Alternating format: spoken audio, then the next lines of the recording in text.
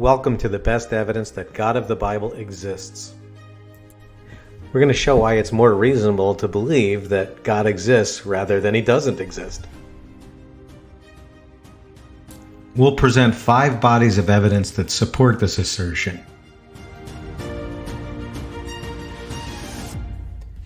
My name is Joe Matthews. I am an entrepreneur, not a scientist, but I am a free thinker and skeptical by nature, and here's what I found to be the best evidence that God exists. And we're going to take these one at a time, starting with the origin of the universe.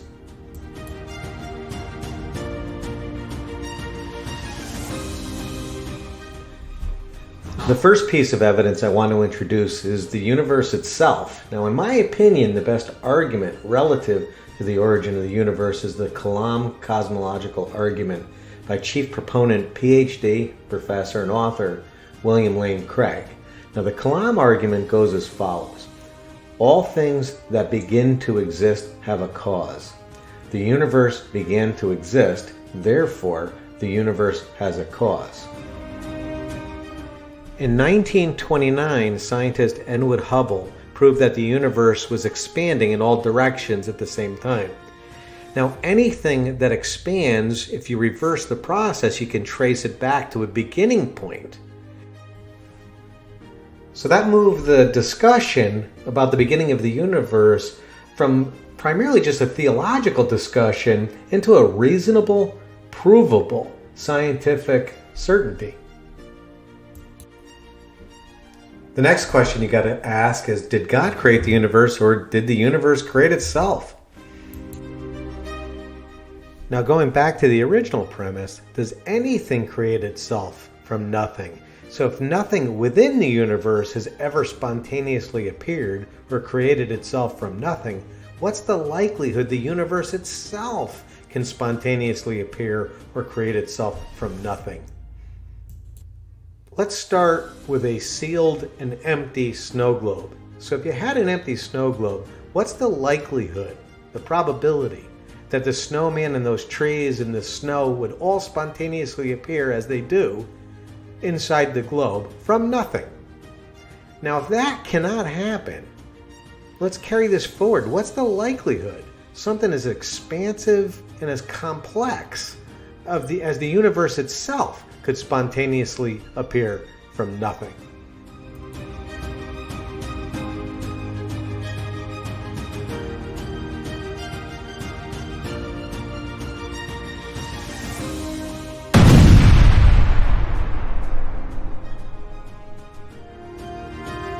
Well, isn't it reasonable, isn't it rational to at least believe that something as expansive, intricate, beautiful, and organized would require a mind like a creative God? In a debate with William Lane Craig, skeptic and PhD Daniel Dennett asserted that the universe created itself akin to pulling itself up by its own bootstraps. But look at this. How does nothing, which means the absence of anything and everything, pull itself up when there's nothing to pull and nothing to pull it with? Jokingly, William Lane Craig responded saying that it was worse than magic, because at least with magic, when a magician pulls a rabbit out of a hat, you start with a magician and you start with a hat. In his book, The Universe from Nothing, physicist Lawrence Krauss tries to explain how, through the laws of nature and the laws of quantum physics, a universe can spring into existence from nothing. In other words, Krauss seeks to find a natural explanation for how the universe came into existence. Krauss engages in really 2 areas of flawed logic. First, Krauss assumes natural laws existed before nature. In other words, there was nature before nature, thus arguing in a circle. Second, Krauss's definition of nothing includes empty space, which is something, not nothing. Laws of quantum gravity, again, something, not nothing. Laws of nature, again, not nothing. And lastly, time, which is also something, not nothing. So Krauss actually changes the definition of nothing which means the absence of anything and everything to include something. But we already know something can come from something. There's no evidence that something comes from nothing. The origin of the universe and the origin of nature would be the same explanation. Therefore, the origin of nature must come from outside nature, which by definition means supernature. Therefore, it's more rational to believe that God is the origin of the universe, rather than any other possible explanation. While seemingly unknown to the average person, one of the most compelling bodies of evidence for the existence of a creator God is what astrophysicists call the fine-tuning of the universe, or the anthropic principle. This basically means that the universe appears to be created at the very beginning with the original intent of housing intelligent life.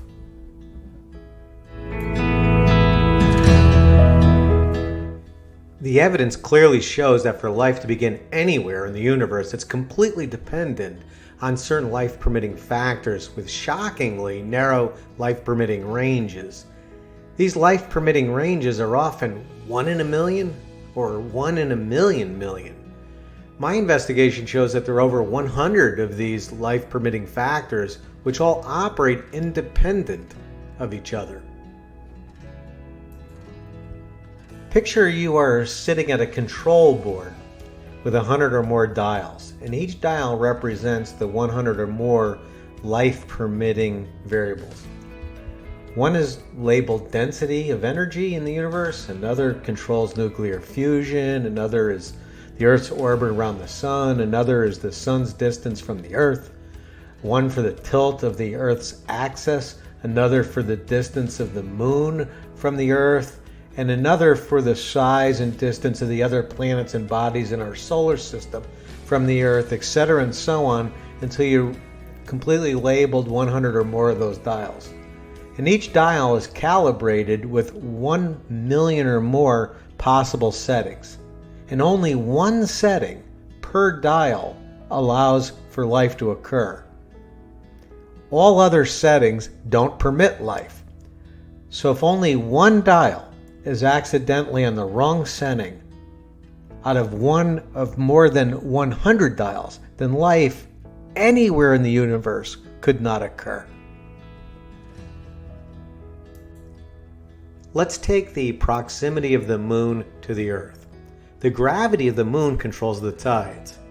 So if the Moon was ever so slightly closer to the Earth would be covered with water with no chance for dry land or vegetation to occur, and little or no chance for intelligent life to begin. In another example, the Earth is the perfect distance away from the Sun, so water can exist as both a solid, like ice, a liquid, like water, and vapor, like clouds and moisture. This allows for the water cycle, allowing for snow and rain to water the Earth, run off and fill our streams and rivers to flow into the oceans to replenish our oceans, and for the oceans to evaporate into the atmosphere to create more snow and more rain to continue this perpetual cycle. Even the way our solar system is currently aligned is a precondition for intelligent life. If planets were any further or closer away from the Earth, their gravitational pull would cause the Earth to revolve differently around the Sun. If the Earth was fractionally further away, Earth would be a frozen block of ice. Fractionally closer, Earth would burn. If Earth's orbit was altered in any way differently than what it is already, then like the other planets around us, life on Earth would have been rendered impossible. Roger Penrose, the famous British mathematician and colleague who assisted Stephen Hawking in the discovery of black holes, wondered about these narrow life-permitting ranges of these 100 or so independent life-permitting variables and tried to calculate the probability this could all occur by chance. The mathematical probability was similar to flipping a coin several hundred times, and every single time it came up heads. Is that possible? Sure. But let's assume it did happen several hundred times it came up heads. Which is a better explanation? Random chance, or the game was rigged?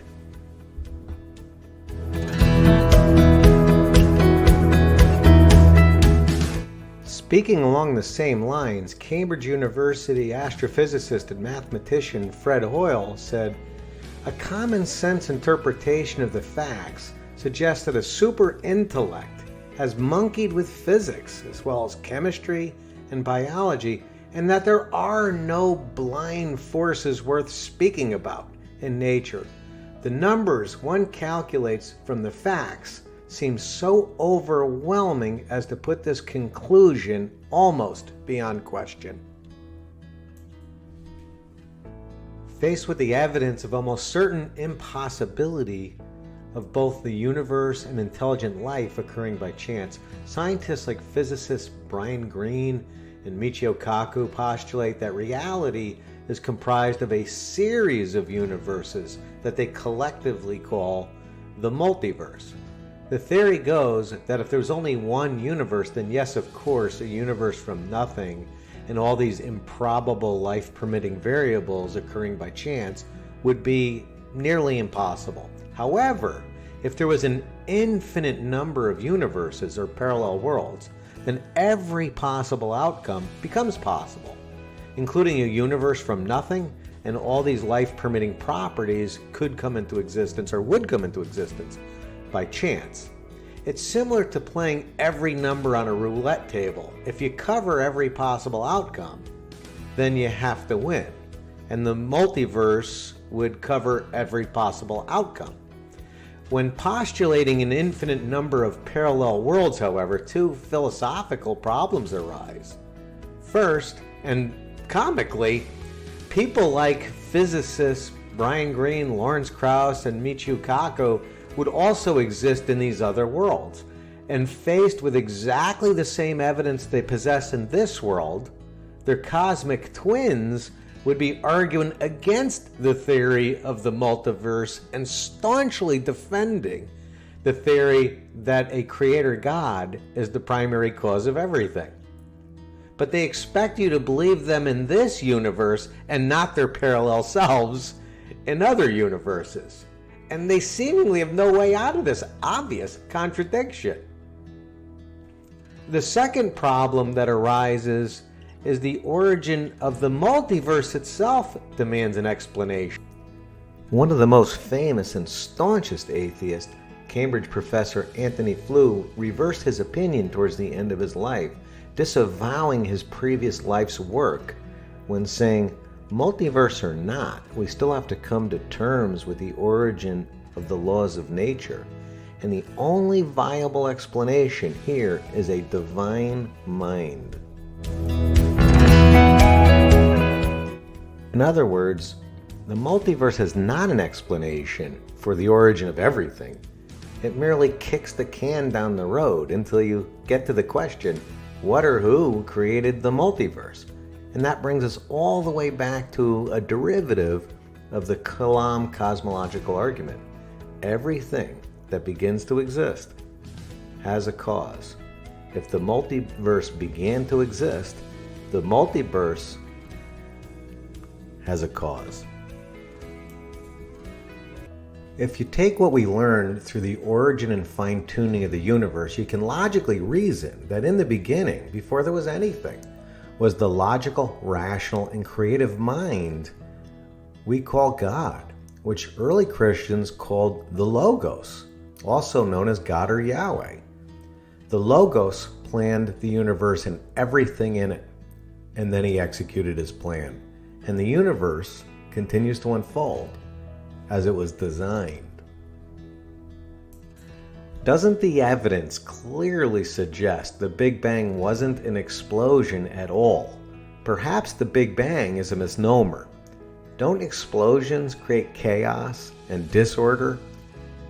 Does chaos and disorder at the beginning of anything, left untouched, ever create structure and organization in the end?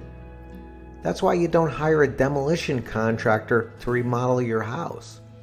Perhaps the Big Bang wasn't the Big Bang at all. Perhaps it was, and still is, the big reveal.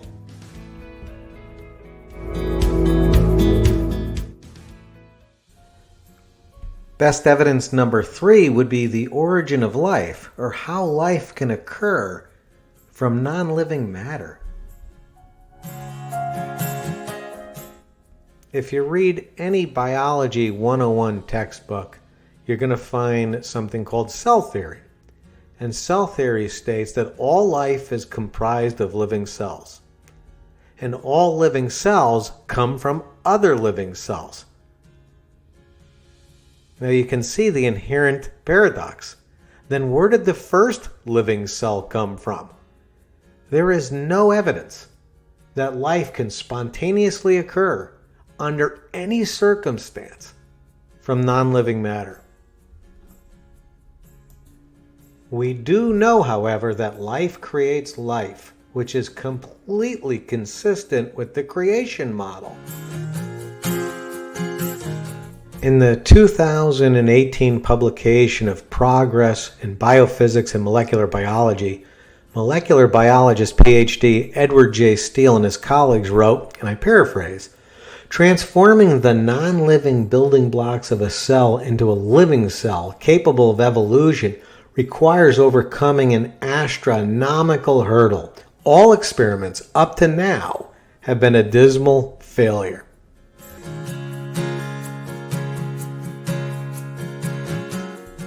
Scientists looking for a materialistic or natural explanation for the origin of life are faced with other interesting paradoxes. For instance, DNA needs proteins in order to form, but proteins also need DNA in order to form. So how could these each have formed without the other?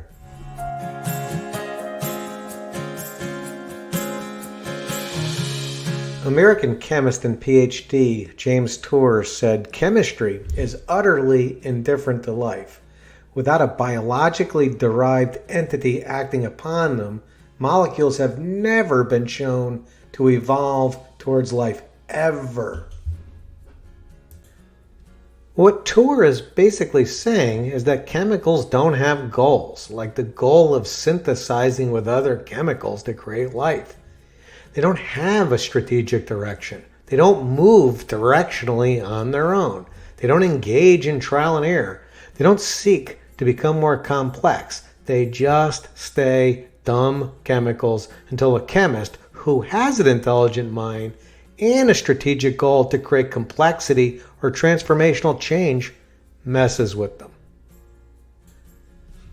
Now let's assume one day a smart chemist, applying the institutional and previous learning of other chemists before him, found the right combination of the right chemicals and infused these chemicals with electricity or energy, which synthesized them into a living cell. Did we actually refute the creation model?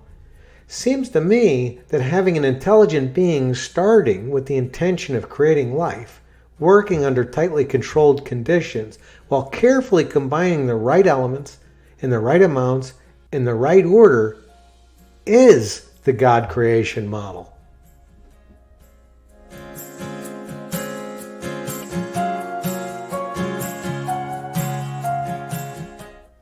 Best evidence number 4, the existence of DNA and information.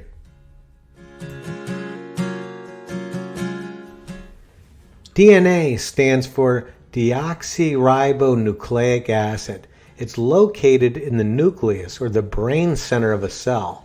It's a molecule that supplies the genetic information which houses the instructions allowing for life to develop, heal, and reproduce. DNA can be found in every cell and is passed down from parents to their offspring, and it's also passed along when cells divide. DNA is made of 4 chemical bases, like an alphabet with 4 letters. These bases form together in pairs, which make up a 3 billion pairs in a specific sequence, which contain the detailed instructions for life, which include cellular growth, development, replication, and cellular repair. DNA is often referred to as a code because it operates exactly like a software program. This led Microsoft CEO and founder to once say, DNA is a computer program, but far, far more advanced than any software ever created. What does every code known to man have in common? Every book, every software program has an author or a coder. Books and software programs do not automatically self-generate into meaningful information. In the case of a book, it takes an intelligent mind, like an author, who first creates and then is in possession of the information and organizes letters in a particular sequence, which accurately transfers the information from the mind of the author and warehouses this information within the covers of a book. The book is not the source of information, it is the house of information. Books, software, and other forms of code do not write themselves. So what is the likelihood that DNA code, the most complex code and set of instructions ever discovered by humankind, is the one and only exception to that rule? Therefore, it's both reasonable, rational, and even scientific to offer a creator God up as an explanation for the genesis of the information found in DNA. And it's unscientific and irrational to assume otherwise.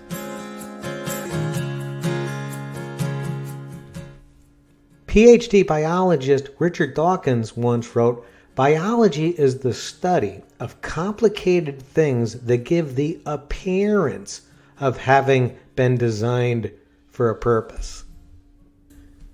Recently, there was a story about two hikers who were rescued by a helicopter pilot after seeing their SOS.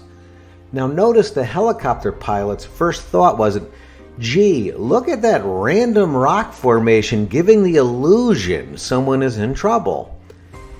If everyone watching this video assumes a simple 3-letter SOS had a creator, and any explanation to the contrary, such as some combination of wind, chance, and erosion, is outlandish, what's the likelihood that a complex 3 billion letter code like DNA was created by chance without a creator?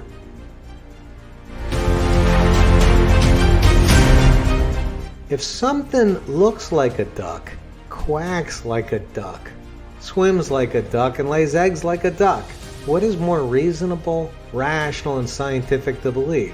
It's a duck? Or as atheists like Richard Dawkins believe, merely the illusion of a duck? Perhaps the best scientific explanation could be found in the book of Psalms. "For you formed my inward parts, you knitted me together in my mother's womb. I praise you, for I am fearfully and wonderfully made."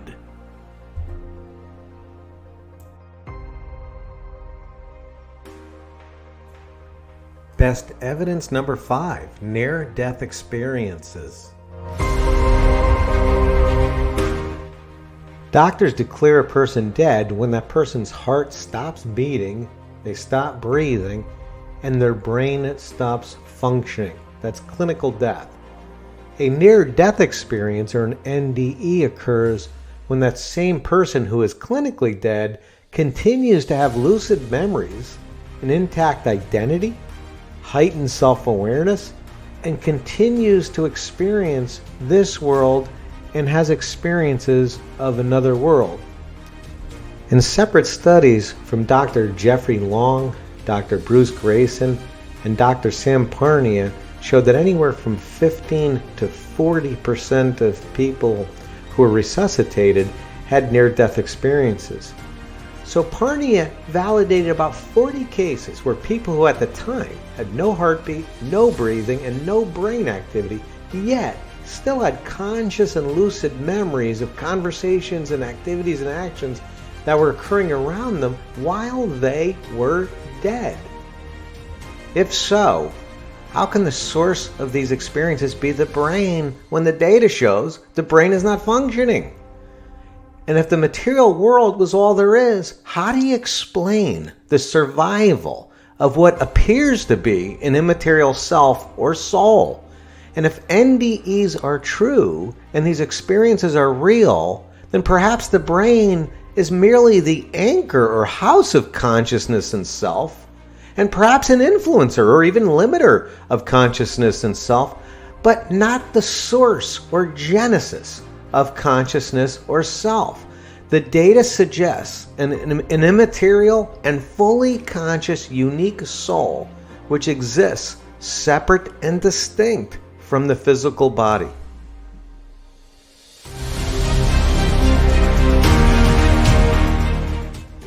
Perhaps the best example of a near-death experience which validates the existence of a conscious soul existing independent of the body and brain is the Pam Reynolds case. Pam Reynolds, an accomplished singer and songwriter, experienced symptoms of dizziness and excruciating headaches. She discovered she had a large, dangerous aneurysm on her brainstem, which is deep in the middle of her brain, and this aneurysm was in immediate danger of bursting. Because of the difficult position of the aneurysm, her doctor, Dr. Robert Spetzler, a neurosurgeon from the Barrow Neurological Institute in Phoenix, Arizona, decided to perform a highly risky and rarely performed procedure known as a standstill operation. During this standstill operation, Reynolds' body temperature was lowered from the normal 98 degrees Fahrenheit to 60 degrees or below 20 degrees centigrade. Her breathing and heartbeat were stopped completely. Doctors drained all the blood from her head to collapse the aneurysm and to bring her brain activity to zero. Her eyes were closed with tape and covers were pulled over her head, and earplugs with speakers were placed in her ears to monitor brain activity. Now these speakers and the earplugs produced loud audible clicks which were used to check the function of the brainstem to ensure she had a non-responsive brain before the operation could proceed. The operation was a huge success and Reynolds recovered completely, and the surgery lasted more than 7 hours. During the operation, and while her brain activity was proven to be flatlined, Reynolds had a near-death experience. She reported popping out of her top of her head and her conscious soul floated above the operating room. She saw her clinically dead body and made confirmed observations such as being surprised doctors had only shaved half of her head. She accurately described seeing a large band of doctors and nurses, all of whom were not in the room the time she received anesthesia. She described seeing the bone saw that Dr. Spetzler used to cut open her skull. She described it as looking like an electric toothbrush. She observed the case which held the brain saw's interchangeable blades and accurately described it as looking like a socket set. Dr. Spetzler validated all Reynolds had to say. He stressed the bone saw was left in its sterilized case out of view of Pam Reynolds until Reynolds' eyes were taped shut, covers were pulled up, and she received anesthesia. Spetzler removed the saw from its sterilized pouch only when he was ready to operate, which at that time Reynolds showed zero brain activity. Reynolds reported hearing conversations between the operating room staff. She heard female cardiac surgeon Dr. Camillo Mikan say, "We have a problem. Her veins and arteries are too small," when she was trying to put tubes in Pam Reynolds' legs. Then she heard Dr. Spetzler say, "Well, then use the other side." She even recalled listening to the Eagles' Hotel California, which the medical team acknowledged they had been playing in the background. These conversations and song selection were validated by Spetzler and Mikan again when their instrumentation showed zero brain activity and Reynolds' ears were covered with headphones.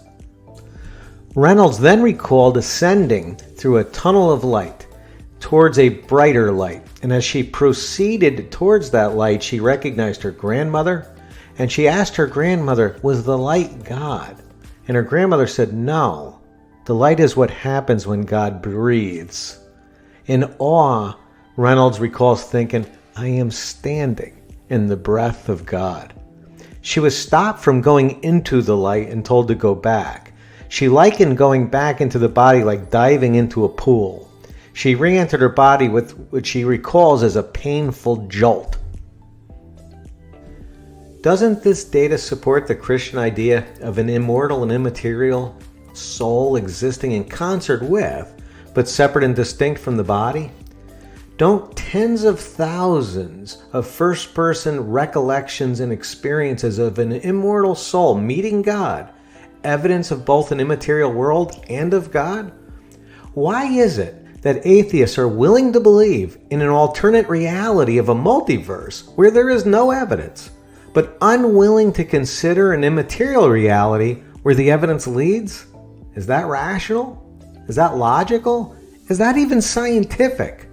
Or is it collective personal bias and a dogmatic mindset? There is an interesting Bible story about a rich man who went to hell. He asked Abraham if he would send a man back named Lazarus, who was not in hell, and send him back to his 5 brothers to warn them of the place he feared his 5 brothers would follow him. Abraham declined, saying that they were so fixed and dogmatic in their beliefs, they won't even listen to someone who even comes back from the dead. In this video, we presented 5 distinct key pieces of evidence, which through the scientific method of observation and replication and a clear rational train of thought, point to an intelligent creator God.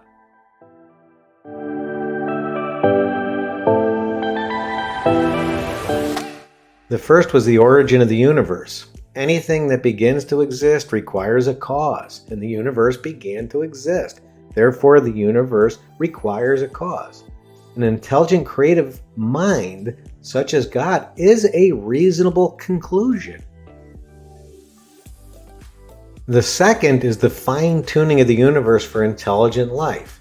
The staggering mathematical impossibility and precision of the universe points to an intelligent creator who willed and planned intelligent life into existence. The third is the origin of life. Living cells are only created by other living cells. In other words, life is required to create life. There is no evidence to the contrary. So doesn't the origin of life point to a living creator who started life? Or do you think life started as a bunch of random chemicals in some ocean or puddle that somehow mixed itself together in just the right way and, luckily, at the right moment was struck by lightning, synthesizing these chemicals into a living cell, complete with billions of code of biological information which required the cell to divide, replicate itself, and become more organized?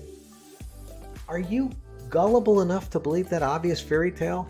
And if so, I have a bridge for sale. 4 is the origin of information. All code known to man requires a coder. There's no exceptions. DNA is a code. The most complex code known to man would require an intelligent mind to organize the 4-letter DNA code to house meaningful biological information, because code never writes itself. Or is DNA code not really a code? It just looks, acts, feels, and performs exactly like a code, but it's an illusion. And it was formed by random chemicals in the ocean that was struck by lightning. And if you believe that, let me tell you a little bit more about that bridge. It's really cheap, and I've got buyers lined up, so you had better move fast. Lastly is near-death experiences. There are hundreds of thousands, if not millions of people who are personal witnesses to God and have similar first-hand testimonies satisfying the scientific method of observation and replication. Or do you believe these millions of people who mostly don't know each other and are completely normal in every other area of their life experienced a common mass delusion?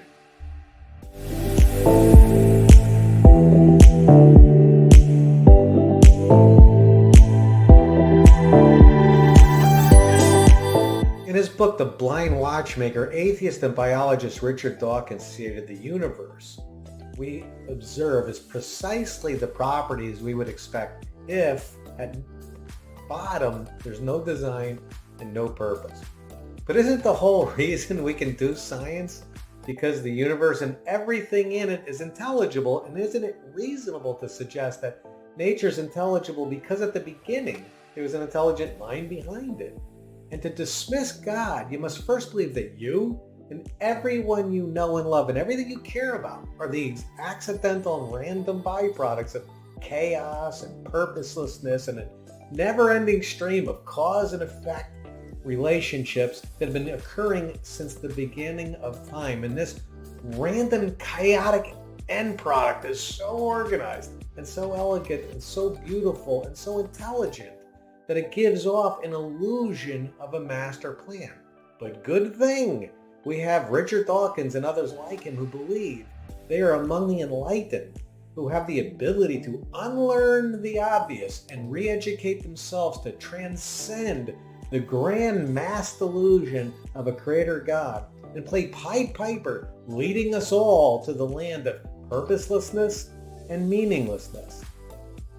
Atheists believe in a theory which they call God of the Gaps, meaning that the unthinking and uneducated millions, such as myself, create God to fill in knowledge gaps by simply saying, God did it.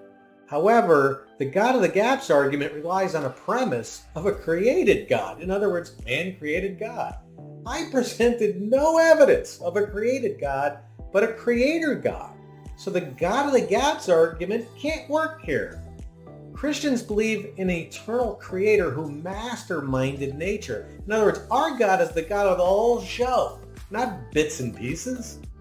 But perhaps there's another gaps argument occurring. Perhaps Richard Dawkins and atheists just like him are practicing atheism of the gaps and are guilty of the same fixed dogmatic beliefs and confirmation bias they accuse others of. In other words, they simply substitute God did it with nature did it. And they possess the religious fervor based on no evidence that somehow, someday, their religion of science will prove it. If you study near-death experiences, you're going to discover God is a living, intelligent being. And since God created space and time and isn't bound by the same, God is almost everywhere.